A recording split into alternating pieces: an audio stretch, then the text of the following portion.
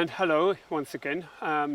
Yet again, this is another lesson as explained. We're doing this lesson. I'm doing these two last lessons. The last one, which was lesson 6, and this is lesson 7. Decided to do them out on Richmond Park, back to back, because it's a beautiful day and a fantastic weather. Okay, but it does look like later on that it might thunder and lightning, so we'll try to get into this. This lesson is going to be a very short lesson, if only because there's a lot of reading, not many passages of scripture, just a brief description. So without further ado, let's get right into it.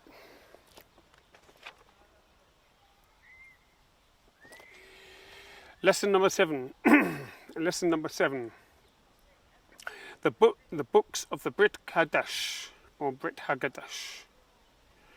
For you people, Brit Chadash or Brit Chadash means New Testament. I have done extensive remarks in the previous lesson about the structure of the Tanakh and what the Tanakh means. Well, the Hebrew for the New Testament is Brit Chadash or Brit Haggadah, depending on which school of thought you want to belong to. Okay? And actually the Brit Chadash is actually divided in very distinct manner, as I will lay out for you. Sorry, I've got to really learn to look at the camera, forgive me. The Brit Chadash is laid out in a very specific fashion and a very specific order, as is blatantly apparent from the books. Really, it's blatantly apparent. There is no contestation over the division of the Brit Chadash. So without further ado, let's go through these, each section, and deal with them. Lesson 7, the books of the Brit Chadash.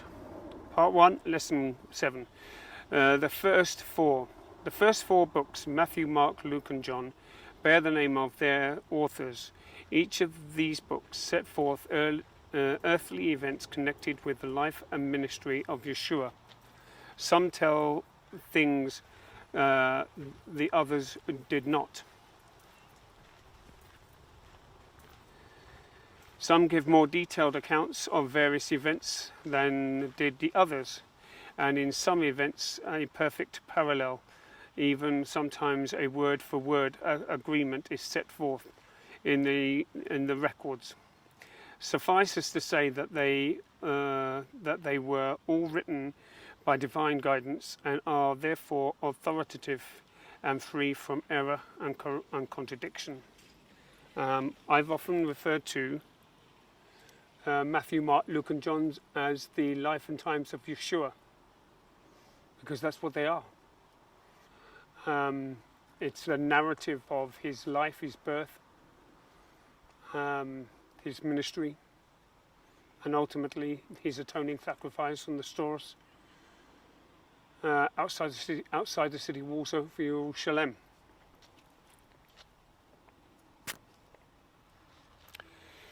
These writers recorded the events which they did, not merely to be historians, for had they sought to be historians in the true sense, they would have surely written far more about the many incidents in the life of Yeshua than they did. In fact, as historians would see, if they had written exceedingly brief in comparison with what all might have been recorded. But the great purpose for which they wrote is well stated by the Apostle John. And many other signs did Yeshua in the presence of his disciples, which are not written in this book. But these are written that ye might believe that Yeshua is the Messiah, and that believing ye might have life through his name. John chapter 20, verse 30 to 31. These books stand as a perpetual witness to each generation of the eternal and divine Messiah, of his virgin birth, of his sinless life, his public ministry and training the apostles, his miraculous works, his sacrificial death, his burial, his resurrection, his 40 days after the resurrection appearance, and further teaching of his apostles, his universal age lasting commission delivered to his followers, embracing the plan of salvation and getting the standard for the life of a believer, and the pattern for the body of the Messiah and its work, and his glorious ascension. These are written to establish faith in Yeshua the Messiah, and that's exactly what they are. A lot of what has been written, people try to make all these big statements, but in a nutshell, that's all they are. And I'm not decrying what it is. I'm not diminishing what it is. But the focus of the attention of the Gospels is essentially the Messiah. Not John, not Peter, not Paul, not James, or any of the other apostles, or even any of the other disciples, nor for that matter any of the people that were touched by the life of Yeshua, but for Yeshua alone.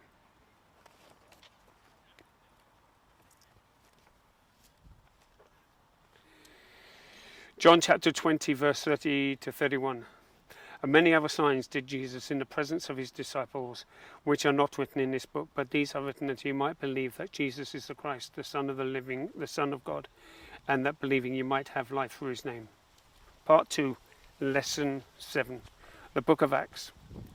The Book of Acts, written by Luke, immediately picks up the story of the events where the Gospel records conclude. The closing chapters of the Gospel accounts tell of the Great Commission. The Book of Acts vividly records the work of the disciples of Yeshua, and they went forth from place to place and from person to person, labouring under the Great Commission. Acts marks the beginning of the Messianic dispensation and opening of the fulfillment of the covenant and setting up the Bet Knesset, the house of the assembly, the church, the coming of the Ruach Kadosh, the Holy Spirit, and the beginning of the preaching of the gospel of Yeshua, the initial offering for forgiveness of sins upon the definite condition. It has been well designated as the Book of Conversions. The division of the book are worth noting and easily remembered. Chapter 1 is from Yeshua's ascension to the day of Shavuot, Pentecost. Chapter 2 through to chapter 7, the Bet Knesset in Yerushalayim. Chapter 8 through to chapter 12, evangelical work outside of Yerushalayim, almost altogether. And chapter 13 through to 28, the work and travels of the Apostle Paul, of Rav Shaul.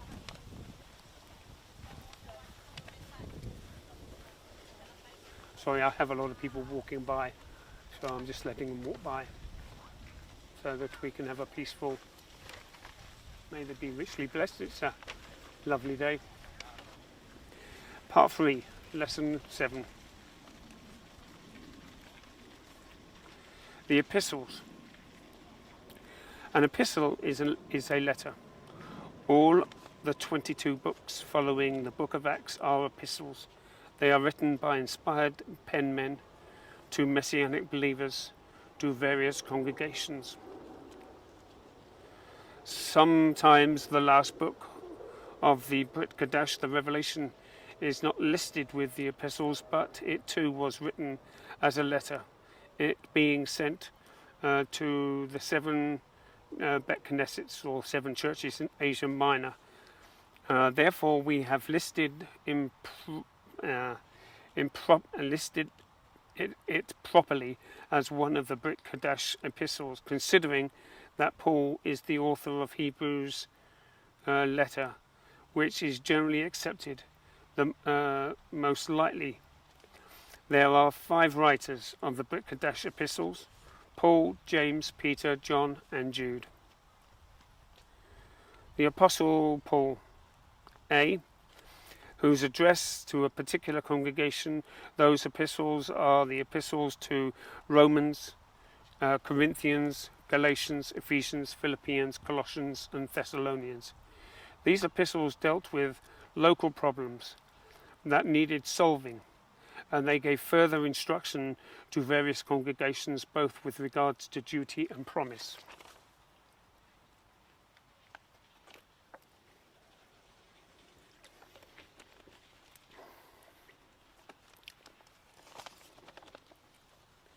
B, those addressed to particular individuals. Those epistles are the epistles of Timothy, Titus, Philemon. Timothy and Titus being evangelists who had laboured with Paul. These epistles contain instructions to them concerning the work of the evangelist, and as the epistles written to congregations, they likewise carried personal greetings of interest.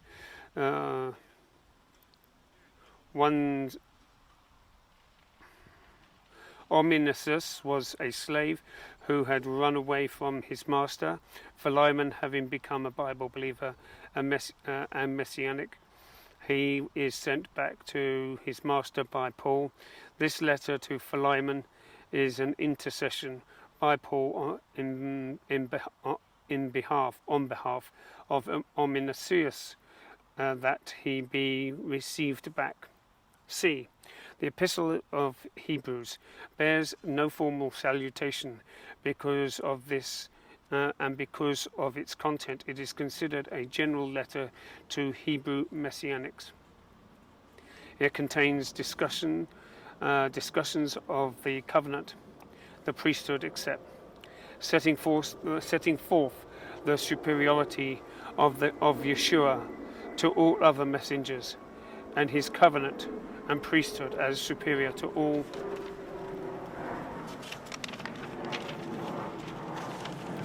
all others. The purpose of the epistle was to strengthen the faith of the faltering messianics who were tempted to reject the fulfillment of the covenant and thus just stay with the Tanakh and deny the fulfillment of the covenant.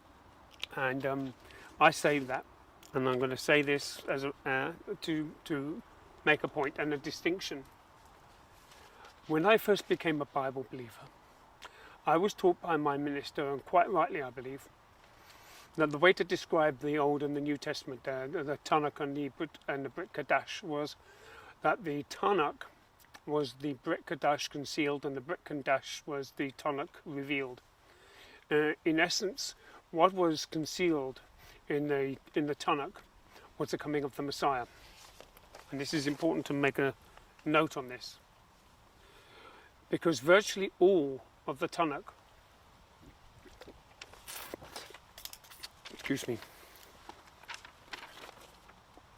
virtually all of the Tanakh, there are prophecies of the Messiah, but they were not fulfilled, they were not revealed, and they were not unpacked. When the Brit Chadash came into existence, everything that was concealed in that, including the Messiah, became unpacked and complete as a revelation, right the way up until Revelation. Some people, and particularly a preacher in America, calls the book of Revelation the fifth gospel. It could be the fifth gospel, but I think it's more an epistle. But the reality is that it is the unsealing portion of Daniel's prophecy, where it says seal up the prophecy until the end. And this is a similar pattern we see in the Tanakh and the Brit Chadash. The Tanakh is essentially concealing this matter of the Messiah until the right time, until the fullness of time actually. And when the fullness of time came, then the Brit Chadash was unsealing that, unpacking that, so that people could understand who it was, what they were dealing with, and what were the conditions.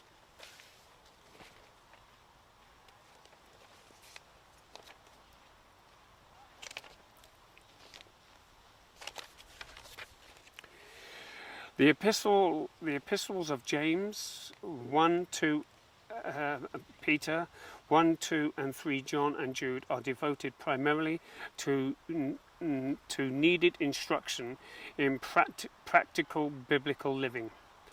The book of Revelation was communicated to John while in exile on the Isle of Patmos. Its first 3 chapters deal with Yeshua's message to the 7 congregations to whom it was sent. The remaining 19 chapters are devoted mostly to the matters which were yet future to and from the time of writing, although not entirely. Some of the contents were past and present as well as future. Revelation chapter 1 verse 19. And that says, Write these things which thou hast seen, and the things which are, and the things which shall be hereafter. And actually, the Greek term of that which shall shortly come to be hereafter is the grammatical indent of that one, which is something which a lot of interpretation and interpreters of Revelation quite actually miss. They miss that one. Shall be actually means or renders as shortly come to pass, as I will state after this lesson. I will be dealing with Revelation in more detail.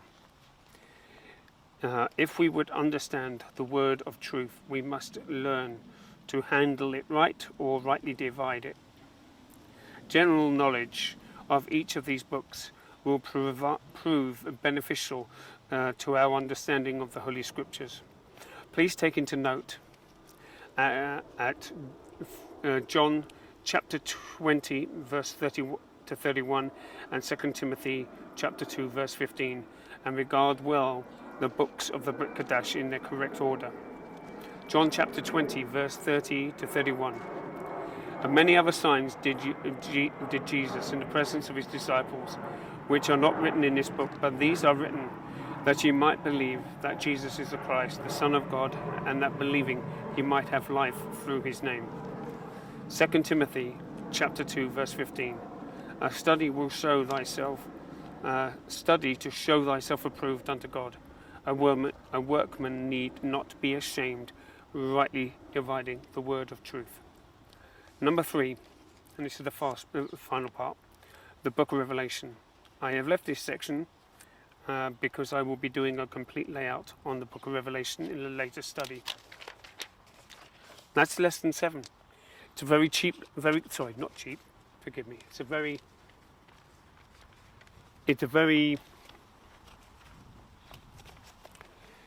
quick lesson, really, very quick. There's not much that needs to be laid out. It's just the basics, giving you a thumbnail sketch of what the history is and what the history involves. And I will be posting this, and I hope you enjoy this lesson. Thank you very much for watching. Until next time.